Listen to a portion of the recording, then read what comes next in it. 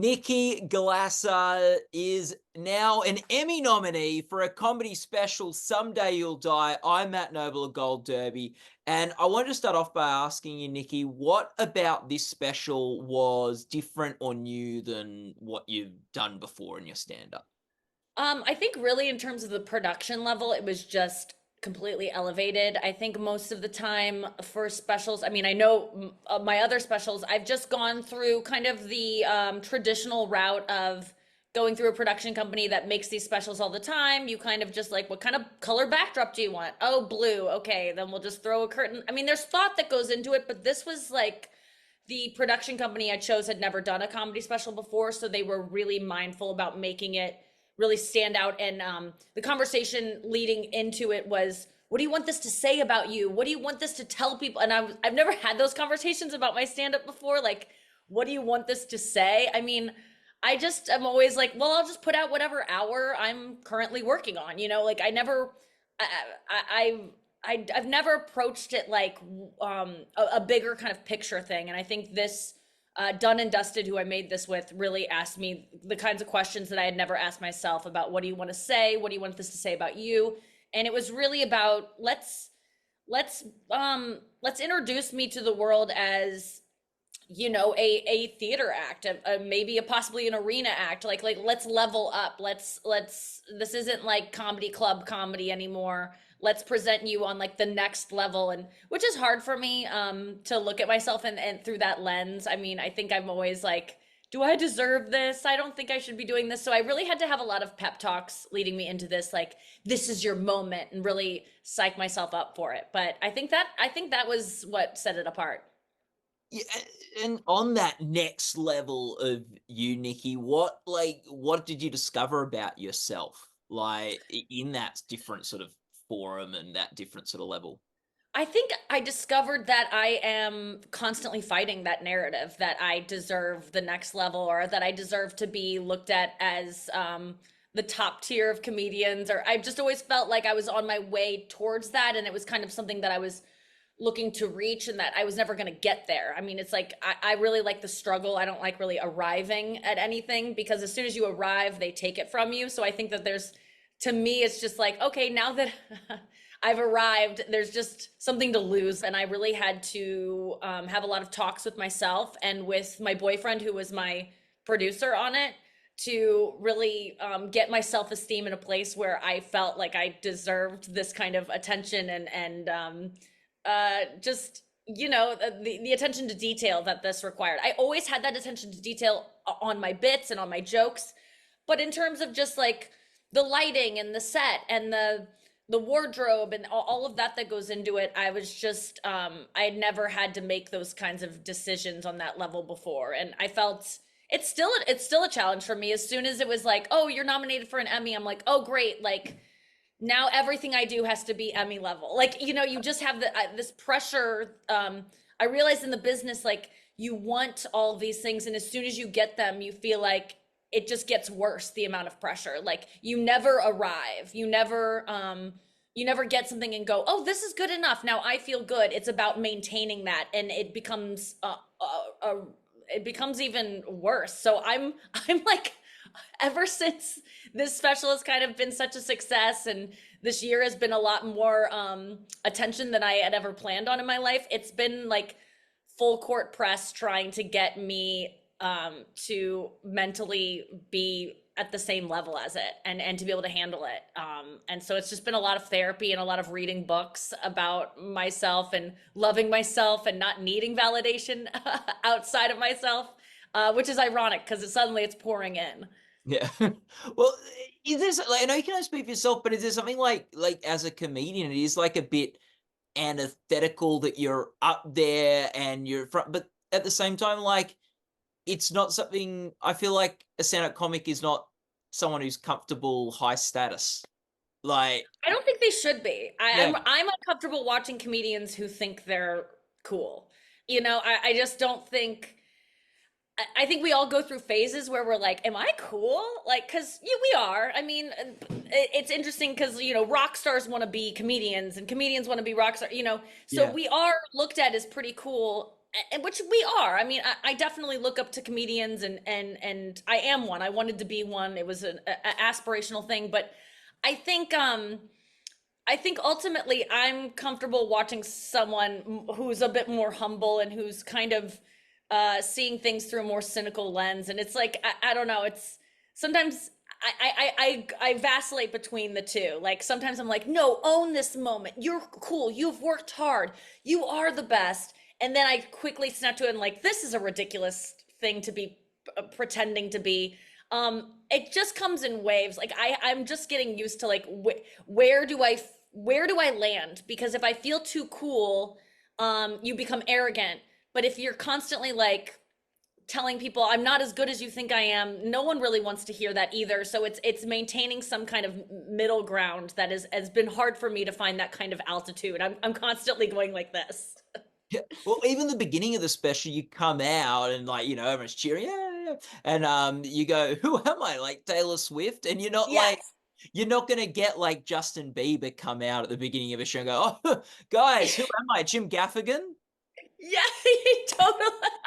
That's a really good point. And that was like that was wild. Like when I got emotional. I rarely get emotional from like happy. I rarely get emotional, honestly, like crying, but I welled up with tears when I first walked out and they wouldn't stop cheering. They were so psyched up and they were so excited to see me and I got really emotional before I even said a word. And it did feel like wait till you see what I do. Like you're giving me too much right out of the gate. So that like moment was just a real reaction to what was happening. It was not that was not the line that I planned to say for the first thing, but it was just I was overwhelmed. But I do think that, I I'm trying, I'm reading this book about imposter syndrome and how to overcome it. And it's making you do all these exercises where you like list out all of your accomplishments and you really look at the list and you like have to absorb it and you have to like let it in. And I can't deny that I've been doing this for, over 20 years and that there is I've put in the work and I really care a lot. So I think that of all the specials I've done and all the things I've done, I'm really excited that this is the one that's getting the accolades because it's the one I worked hardest on and it's the one that I really sought after those kinds of achievements. Like we went in being like, let's win an Emmy. Like, and I don't think I'd consider even remotely considered that before for the other ones. Not because they weren't deserving of it. It just my I was on my way up and I feel like I had kind of I was starting to summit when I was beginning work on this one. What part or joke or segment of your set was the one that was the trickiest for you to refine and get right? Um, I would say probably the stuff about having suicidal thoughts. I think that was the one that was I didn't at first I was like I don't even want to talk about this because it's just such a bummer to people. And then when I started talking about it, I realized, oh, I'm not the only one with these thoughts. These are actually pretty common, and it doesn't mean you want to do it. It's not doesn't mean you're going to act on it. Working it out on stage, it felt like I was trying at first to make it palatable, and that was making the audience a little bit uncomfortable because I was kind of beating around the bush and I wasn't saying what I was really meaning, and so it was coming out a little bit insensitive, or I wasn't owning that it was really happening to me, or it was maybe I was commenting on suicidality in general. But as soon as one day, I just remember being on stage one time and like being sick of their reaction and feeling almost offended that they were offended because these are like my true thoughts and I felt judged by them and shameful. And I just like lashed out and was like, you know what? I have a right to say this stuff because I'm going to kill myself someday. And it was just like, it just like broke it open a little bit. And when I just said the truest thing and like the harshest thing and the worst thing I had ever thought of, that somehow on stage it was last summer when I was working that stuff out. It just blew it open for me in a way that I was like, oh, this thing that I've been avoiding hitting the core of it, as if I go there, that's when they're gonna laugh. And it's funny that I'm still learning that lesson 20 plus years in, that just give them the truth. And I think that was just a harder truth for me to give. Yeah, which is like interesting hearing because like from watching this special, it seems like they're like aren't lines you're not prepared to cross or things you're not prepared to say or joke about and things. And where is the power for you in comedy of maybe saying the thoughts that are probably in a lot of people's heads, but they won't say out loud and put words to? I think that I was just before I did comedy, I was and even now I'm still plagued with shame and depression and feeling different than other people and feeling like why am I this way and other people seem to have it so easy in another way, and I just feel like I compare myself a lot and get depressed and have struggled with that my whole life. And I feel like comedy is just a way for me to say those dark things, say the things that I feel so different than other people because of. And then when they laugh, I just feel like, oh, I can tell the difference between a laughing at my thing that's happening to me or laughing with it and relating to it. And I get that when I get that relational laugh, I feel like, oh, maybe I'm not so weird. And then I also feel like I'm giving someone that. Like, here's this girl on stage who looks like she has it all, and she's suffering with the same kind of things I am. That's maybe helpful to some people because I know when I was going through it before I started comedy, I would have really benefited from someone in the spotlight who I attributed a lot of perfection to, kind of dispelling some of that perfection. And so I feel like as someone who has become slightly famous, it is my job to like let little girls know that I'm wearing fake eyelashes. I have a spray tan. I have fake hair in. I spend money on Botox. Like I want to give all the secrets so that you aren't comparing yourself to someone on TV because that was really detrimental to me. I really looked up to people on TV and growing up in the early 2000s, late 90s, like there was no like everything's airbrushed or like body positivity. There was like none of that. It was just like they're perfect and you're not that, and why aren't you that? And I think I'm just always trying to dismantle that in my comedy constantly. Yeah. Oh, that's good. And the comedy special also all like builds to this climax. And Yeah. like what did you have to do to be able to sort of pull off this climax where you're juggling a lot of balls? Yeah, literally. I that started out as just like I had a bit about a sexual act that I enjoyed watching and feeling shame about why do I like this? And I really had to examine that. And then I realized, oh, I like it because this woman is multitasking and I really relate to that. And then it was a bit about like how it relates to my life and how each thing that she was doing was kind of a thing that in my life, podcasting and Zoom interviews and stand up and, all the different things that I do. And then I think it was someone that suggested to me, why not make it relatable and pick things that, every kind of girl is dealing with. And I thought, oh, that was interesting. So we tried that, and that was working. And then someone was like, "What if you really like lean into the act out?" Because I'm stationary throughout the whole show, so I'm just there with a mic, and usually I'm walking back and forth. But we decided to make it stationary because we just wanted to center it and see if we could make an hour of just me not moving interesting. It was like more of a challenge because if I'm walking back and forth, it is a distraction from the material, and it's harder to edit, to be honest with you. So I just, okay, we'll be stationary. And then at the end is when I'd move for this big moment. And I am not a physical comedian at all. This is like, I think the first act out I've ever done in my whole career.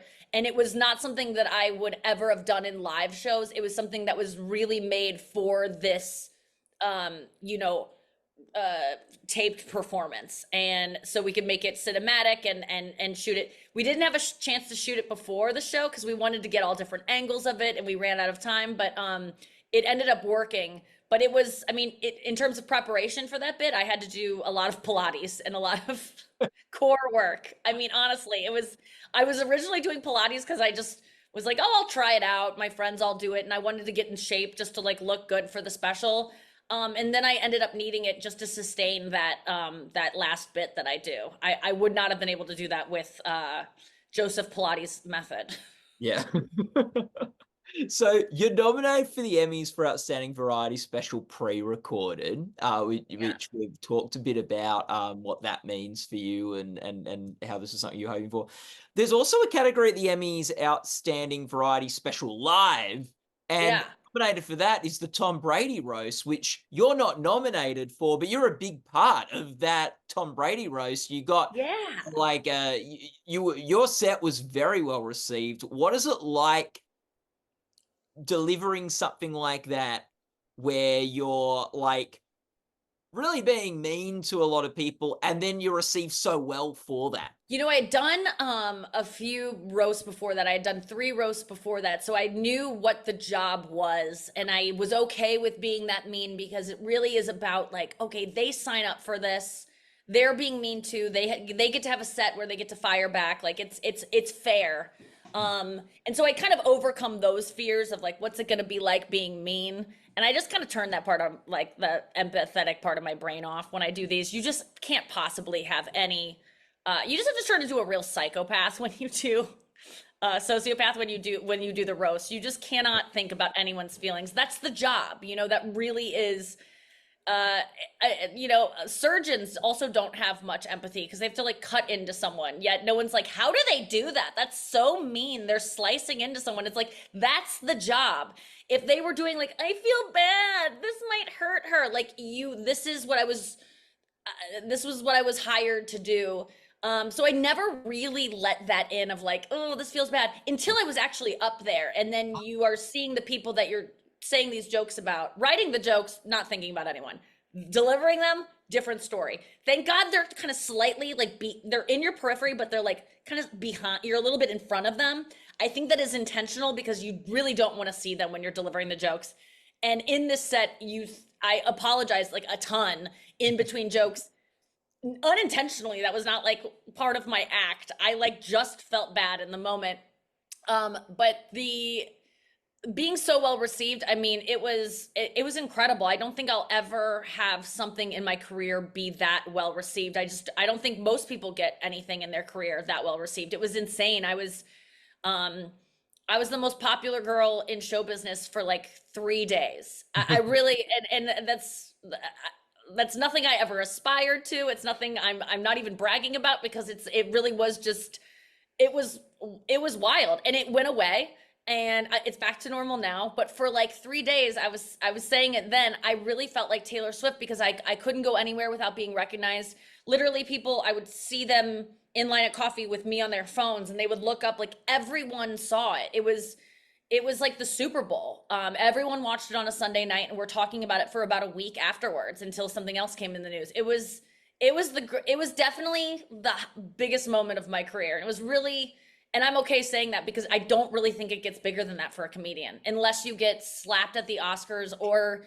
you die tragically. Like, that's the next time someone will talk about me that much, is if I die, and I have to die in an interesting way. Like, if I just die of like a normal way, it will not be that big of news. It's crazy. So it was awesome, and I'm glad I got to feel it at least once. Look, someday you will die, so you never know. Maybe you'll get lucky and it'll be horrible. Guaranteed. Yeah. So the Nikki, I actually do. Every time I sign a lot. Like, there'll be like these guys that meet you at airports when you land in a city, and they have tons of your pictures printed out just to sell on eBay oh, or yeah. whatever. And oftentimes on one of them, I'll write, if I die tragically, this will be worth so much money. And I really do feel like I'm giving someone a lot of money in case that happens. And so I often do write that. So there's probably like a dozen of those circulating out there. So fingers crossed for a train accident or something. Yeah. For them, not for me. For them, yeah. No. Yeah, yeah. Yeah, but you'll reach that same level of fame though, so there'll be something for you. Yes. I was see with with the roast too, when you did your bit, I was like, boy, there's like only like this is the only place you'll get a standing ovation for being a horrible person, outside of maybe the Republican convention. I was gonna say, I think Trump gets them quite Yeah, often. yeah, Yeah, Trump that's a rally, really good Republican point. convention, whatever. Yeah, I didn't know for what once was we have funny. something in common. Yeah, Um, yeah. yeah, it is a wild thing. I was saying to people that week, like, man, if you would have printed up the script that was said that night and given it to Netflix ahead of time and said, hey, this is what we're taping tomorrow, there would have been thousands of notes given. It would have not probably passed through their kind of, you know, like they probably wouldn't have allowed a lot of that to air, just because it just seems too risky. But it was so awesome, because afterwards the conversation was not about like, whoa, that was so brutal, I can't believe how mean that was, too far. It was like, everyone was just excited about it. And I would have never expected that. I really thought there was going to be some backlash about how hard it was and how mean it all was. But people seem to be kind of like energized by it and feel like it kind of united us all. And I hate, because it didn't feel like it was coming from a place of like hatred. It did feel like a place of like love for comedy, love for jokes, and love for taking down someone who is really famous and rich, which is always something exciting for us to Yeah. collectively do together. I was also interesting when you're talking about the apologizing during the set. Like, I was just imagining the surgeon with the scalpel as he's cutting. Oh, I am sorry. I'm sorry. I'm I'm sorry. sorry. Anyway, I'm sorry. Nikki, it's been so great to chat. All the You best of luck too. at the Emmy Awards. People can go to goldderby.com and to follow the awards. And just, I really appreciate the time. Thanks so much. Thank you so much, Matt. It was great talking to you.